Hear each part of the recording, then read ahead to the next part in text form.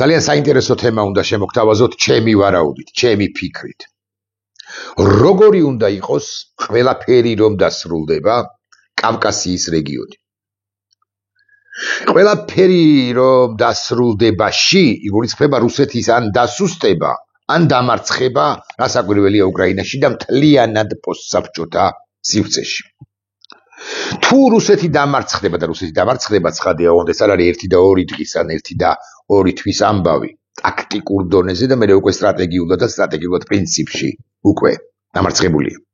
თუ რუსეთი დამარცხდება პოსტსაბჭოთა სივრცეში, კავკასიის სამივე სახელმწიფო ამოისუნთქებს, რასაკვირველია კი. სამხრეთ კავკასია, კავკასიონის გადმოხმა სამივე სახელმწიფო უნდა იყოს ძლიერი და ერთი არის სულისკვეთების. ძალიან მჭიდრო ურთიერთობები უნდა იყოს საქართველოსა და სომხეთსა და აზერბაიჯანსა და საქართველოს შორის. იმიტომ რომ ეს რეგიონი პრაქტიკულად ერთადერთი მნიშვნელოვანი, ყველაზე მნიშვნელოვანი დერეფანის, შუა დერეფანის გეოგრაფიული თავარი სივრცეა. არ გულისხმობ მარტო ჩვენზე გამავალ შუა დერეფანს, არამედ გულისხმობ ახლა უკვე ეგრეთ წოდებული ზანგეზურის, თუმცა ტოპონიმიკა მაინც აზერბაიჯანულია, ეგრეთ წოდებულ ტრიპს, ანუ ტრამპის გზა კეთილდღობისა და უსაფრთხოებისათვის. როგორც ამერიკა შემოვიდა, სხვა შორის არა მხოლოდ ტრამპის დამსახურებით, არამედ წინა ადმინისტრაციის დამსახურებითაც ბლინკენი მნიშვნელოვან როლს თამაშობდა აზერბაიჯანისა და სომხეთის ურთიერთობის დარეგულირებაში. სომხეთი, ნახეთ როგორი სახელმწიფო ყალიბდება. სომხეთი ყალიბდება ამგვარ სახელმწიფოდ. ის მიდის, ოღონდ ძალიან ჭკვიანურად დასავლეთისაკენ და ის გამოდის, ოღონდ ძალიან ჭკვიანურად რუსული გავლენებისაკენ. რუსული სივრციდან. ამაში უზარმაზარი წვლილი შეიტანა ამ ისტორიულმა პერსონამ პრემიერმა ფაშინიანმა. თუმცა მე გავბედავ და ვიტყვი, რომ უზარმაზარი როლი ითამაშა ილჰამ ალიევმაც.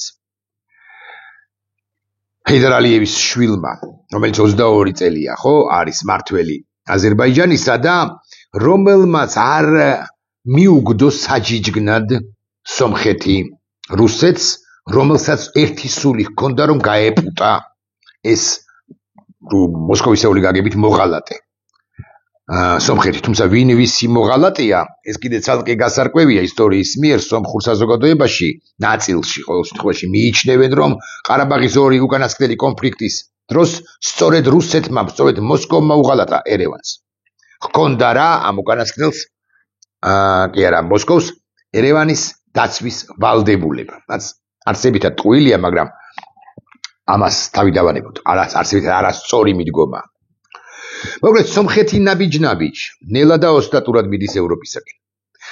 აზერბაიჯანიც ნელ-ნელა, ოღონდ უფრო ნელა გადადგამს ნაბიჯებს დემოკრატიისაკენ, მისთვის სასიცოცხლოდ მნიშვნელოვანია გაგიკვირდებათ და არა მხოლოდ რუსული, არამედ ირანული გავლენების შემცირებაც რეგიონში, მათ შორის გაგიკვირდებათ და საქართველოშიც. ამიტომ ილჰამი დიდო სტატურ თამაშს თამაშობს. ალიევი.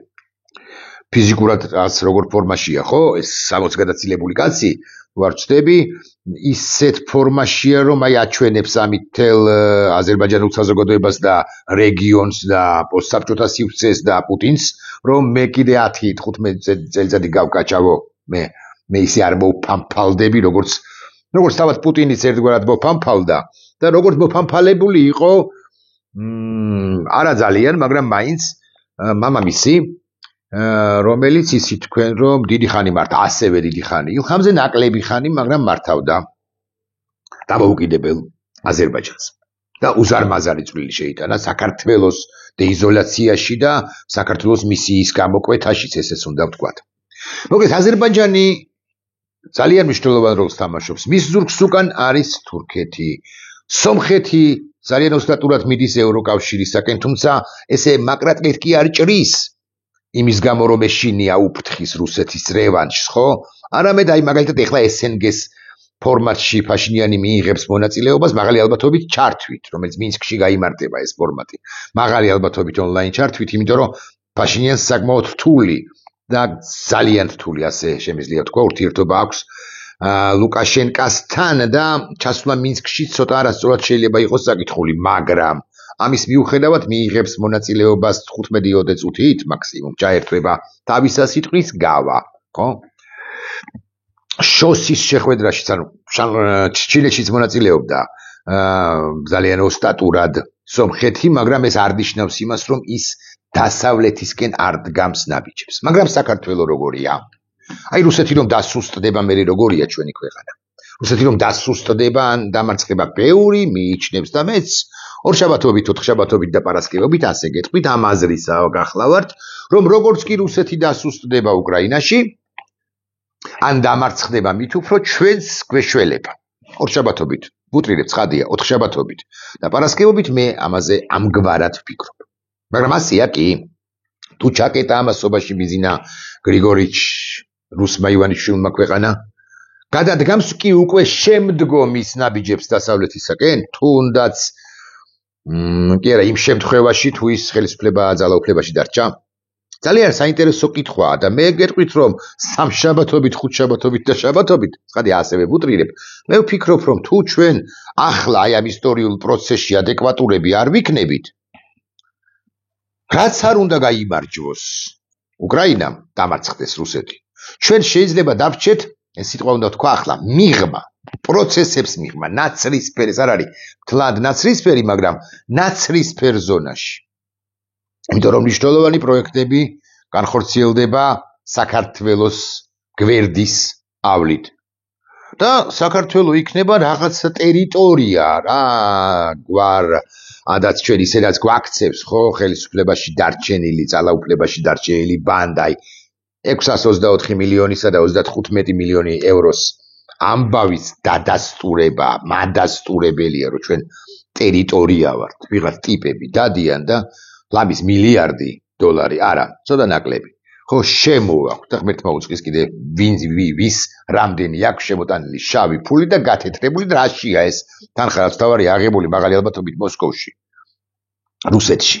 რაშია აღებული, ანუ რა ხდებოდა, რა საქონელი, რა დაგული დასაქონლება, რა იყიდეს, რა გაყიდეს და ასე შემდეგ. მაგრამ ამაზე არ ვლაპარაკობ ახლა. მე ვლაპარაკობ იმაზე, როგორი უნდა იყოს საქართველო და ეხლა მე გეტყვით, რომ რა საკვირველია თუ აი კონფლიქტების ჭრილში განვიხილავთ, ეს არის სახელმწიფოთა შორისი კონფლიქტი, საქართველოსი და რუსეთის. აფხაზეთის ეგრეთ წოდებული კონფლიქტი აფხაზეთში და კონფლიქტი ცხინვალის რეგიონში. მაგრამ ეთნოს-შემადგენელი გარკვეულწილად აქვს და მე მომხრე ვარ იმის, რომ ჩვენ ტერიტორიული მთლიანობა აღვირგინოთ, რა საკვირველია მშვიდობით და მშვიდობიანად, მაგრამ თუ წინააღმდეგობას გასწევენ სეპარატისტები, 701 მუჭა სეპარატისტები ასე რომ ამბობთ ხოლმე, ალბათ საქართველოს სპეცსამსახურებს და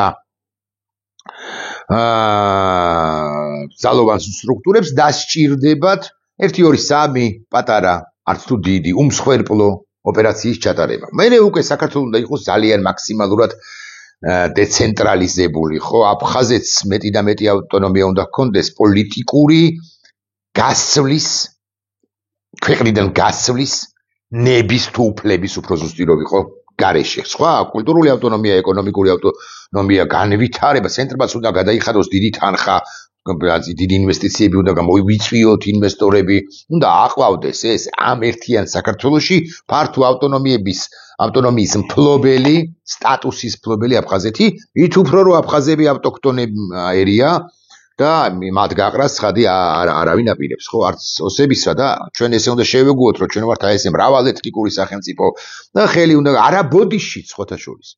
ბოდიში არის ყველაზე უარესთა შორის ბიზნა ივანიშვილი, რასაც აპირებს.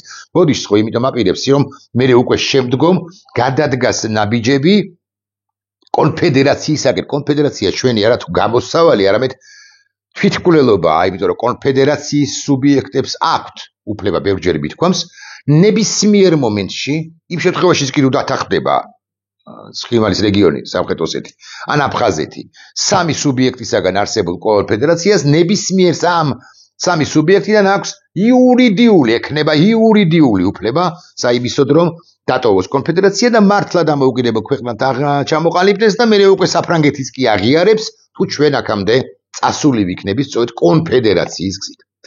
ეს დიდი ხნის ისტორიაა და დიდი ამბავია. ამიტომ ამაზეც არ ვაკეთებ ახლა მე მსჯელობას. მოკლედ, ჩვენთვის ძალიან საინტერესოა, რომ კავკასიის რეგიონი აქ წუთია მოიწურა, მე სხვა რამეზე უნდა ვილაპარაკო და კავკასიის რეგიონი, კავკასიონ ქედ გადმოღბა რეგიონი იყოს მშვიდი, სტაბილური, განვითარებული, ახალი ალიანსის ნატოს მსგავსის ან ნატოს წევრი, ევროკავშირის წევრი, ჩვენი ქვეყანა და სომხეთი სულ მინიმუმ და ასე შემდეგ და ასე შემდეგ. ეს ხომ გასაგებია. აქ დასადგურდეს სამარადისო და ნამდვილი მშვიდობა რო განვითარება იყოს და იყოს. მით უმეტესად საზღვაო ქვეყანა ვართ ჩვენ, თუ ჩვენზე ვილაპარაკებთ, პორტების განვითარება აუცილებელია, ოჩამჩირის ჩართვა ანაკლიასთან ერთად, ანაკლია ფოთთან ერთად, ბათუმთან დაკავშირებით მე ცოტა განსხვავებული მოსაზრებები მაქვს, მაგრამ შესაძლოა ვცდები ბათუმის საერთოდ უნდა გაუქმდეს როგორც საპორტო ქალაქი, ჩემი მოსაზრებით, მაგრამ არ მეჩხუბოთ ახლა და ასე შემდეგ. მაგრამ ამაზე სპეციალისტების უფრო კარგად ილაპარაკებენ, ხო, რა სატრანსპორტო დერეფანი, აღზიური ტვირთები ჩავიდა, ბევრი ამბავი. მაგრამ კითხვა მაქვს ახლა მე თქვენთან, ძვირფასებო, როგორი უნდა იყოს ჩრდილოეთ კავკასია რუსეთის დასუსტებისა და შესაძლო დამარცხების, ან გარდაუვალი დამარცხების შემთხვევაში. როგორი იქნება, მოდი ასე ვიტყვი. ჩეჩნეთის თავისუფლებისათვის ჩრდილოეთ კავკასია ახლა ძალიან ფართო ცნებაა, ხო? ბევრი რეგიონია. ამიტომ ყველაზე ცხადია, ვერ ვისაუბრებთ ახლა, ხო? მაგრამ ვისაუბროთ აი მაგალითად ჩეჩნეთზე. თან ბევრი მჭიდროდაც არის ერთმანეთთან გადაჯაჭვული. ვისაუბროთ ჩეჩნეთზე, როგორც ყველაზე ძლიერზე მოცემულ ეტაპზე, ყოველ შემთხვევაში მისი ბანდიტური პოტენციალით, მოდი, ყველაზე საშიშზეც ასე ვიტყვი. 48 წლის კაცი რამზან კადიროვი მართავს ჩეჩნეთს. რუსეთის დასუსტების შემთხვევაში მე გეტყვით ჩემ მოსაზრებას, რომ კადიროვის ბუნდღა აღარ იქნება მეთქი. ჩეჩნეთში.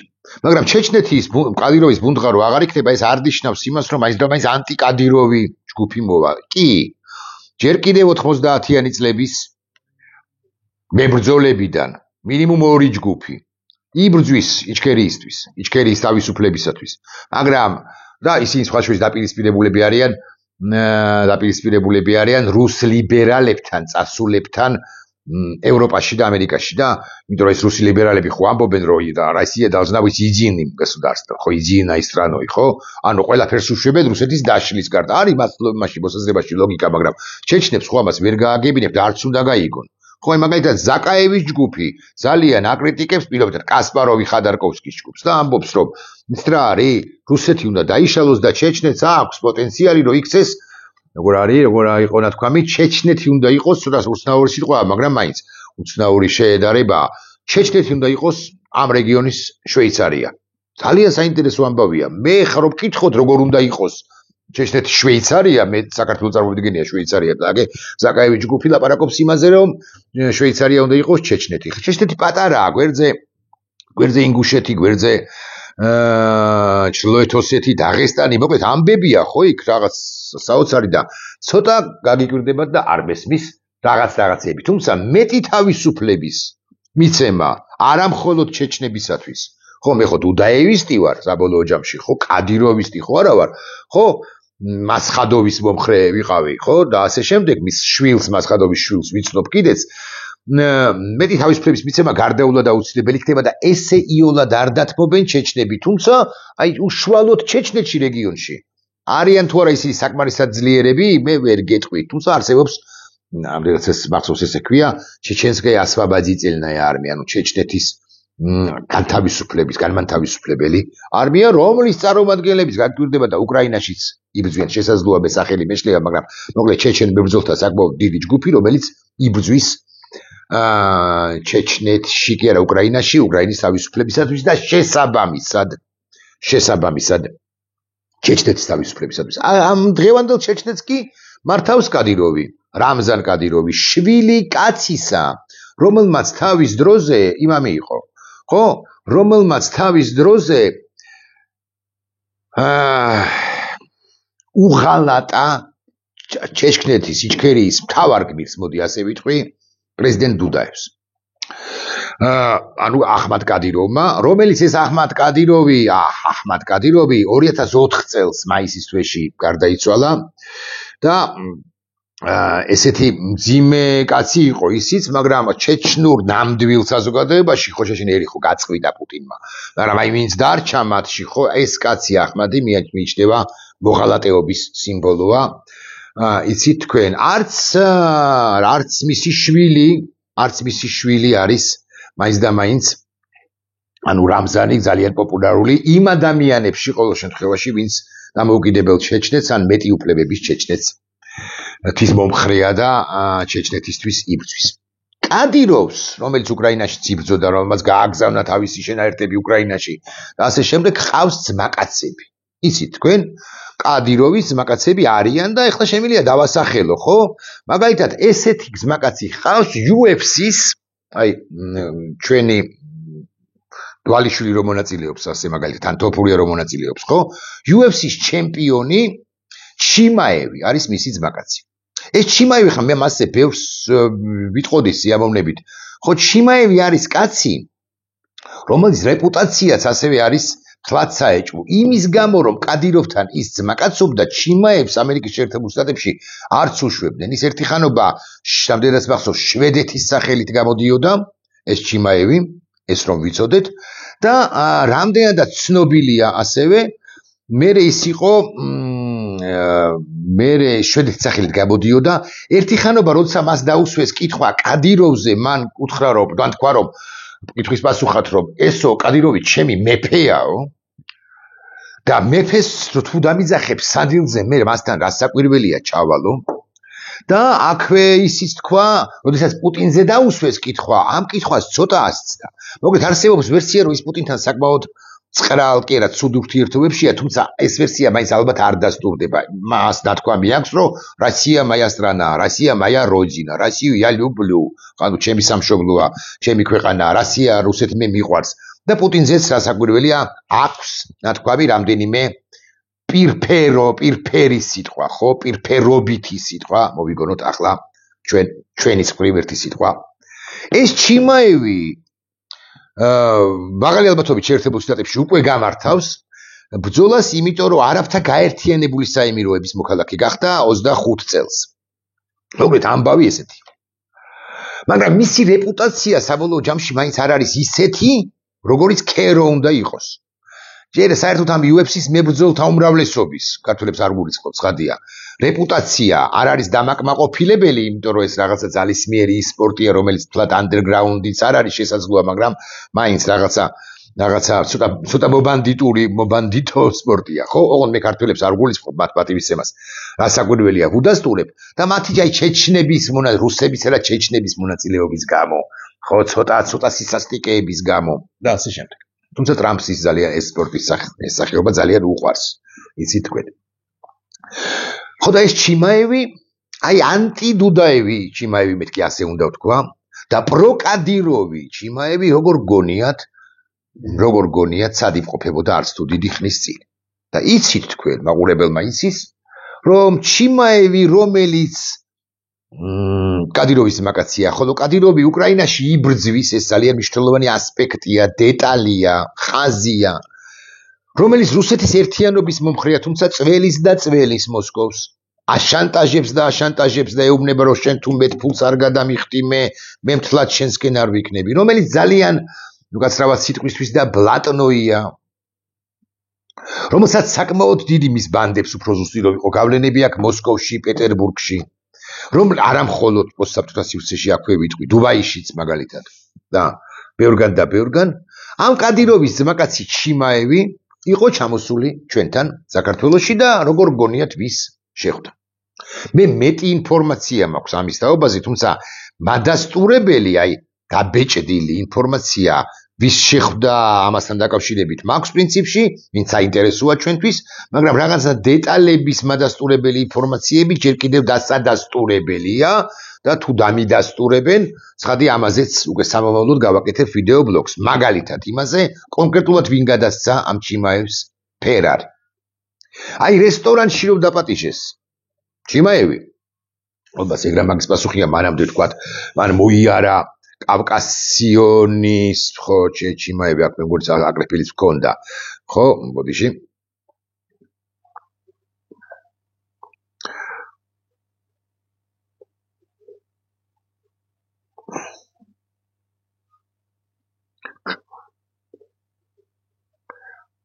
ხო, ეს ცოტა ძველია. ხო, კადიროვმა მას აჩუქა გელენვაგენი, ანუ ეს კვადრატი მერსედესი რამდენიმე ხნის წინ და საქართველოში მას აჩუქეს ფერარი და ამ ფერარის ჩუქებაში არც თუ მეორე ხარისხოვანი როლი ითამაშა ჩიმაევის ძმაკაცმა ცოტა ბანდიტურ სასტავთანაც, ჯგუფთანაც ერთგვარად მიკავშირებულმა, მათ შორის იტალიაში ქართველ კრიმინალურ დაჯგუფებებთან მიკავშირებულმა კახიკალაძემ, რომელიც დახვდა ჩიმაევს აქ სამეგრელოში წალენჯიხაში, ძალიან კარგადაც უმასპინძლა და არა მხოლოდ ის დახვდა, არამედ დაახვედრა მას, ასე მაგალითად დეპუტატი ზარქუა და ერთი ფოტოა გავრცელებული, თუ დავსკრინდი, აღარ მახსოვს და მე მგონი დავსკრინდე, გაჩვენებთ. რომელშიც აი, კარგია რომ დავსკრინე. ჩანს ჩიმაევი ეს კაცი, აი ეს კაცი. აქ ქართველი სხვა მასპინძლები და ყველა სამოცნობა შემიძლია. მათ შორის ამ მასპინძლების რეპუტაცია ცოტა საეჭვოდ შეიძლება იყოს, თუმცა მე სახელობრივად ახლა ვერ დავადებ ხელს.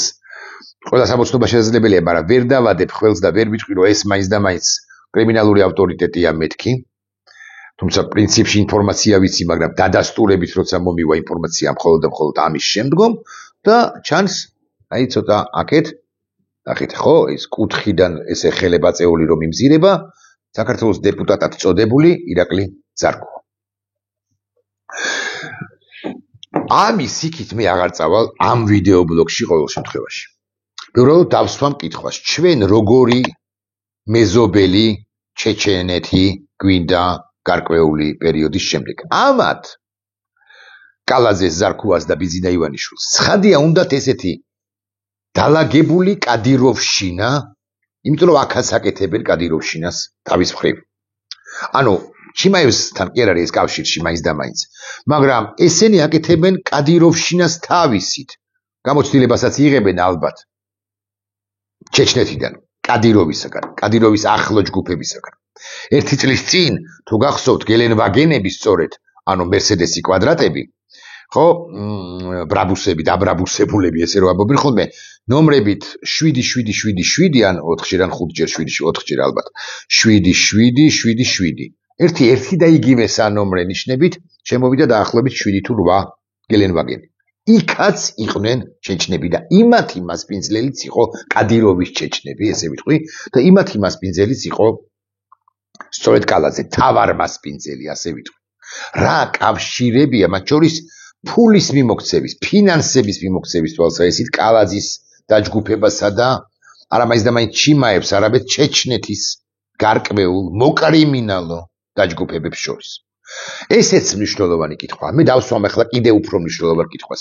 როგორი კავკასია გვინდა ჩვენ? რუსეთისაგან თავისუფალი, კადიროვისაგან თავისუფალი, მოსკოვის გავლენებისაგან თავისუფალი თუ აბსოლუტურად დაქვემდებარებული თუნდაც პოსტ-პუტინისტური მოსკოვის რუსეთის მოსკოვთან, მოსკოვზე, კრემლზე, ახალზე, რომელიც ასევე არ იქნება დემოკრატი, გასაკვირველია.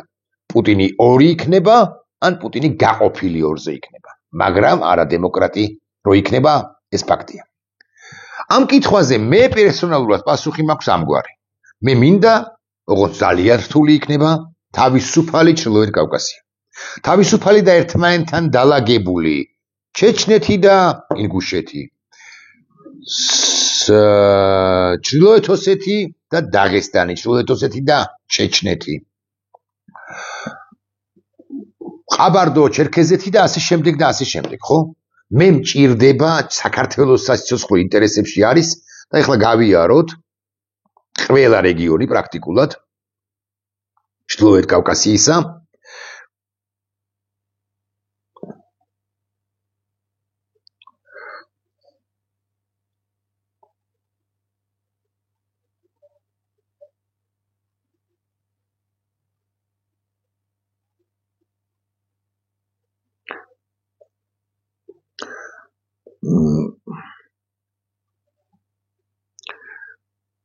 ესე იგი, ეს არის ადიღე, დაღესტანი, დაღესტანი, ინგუშეთი,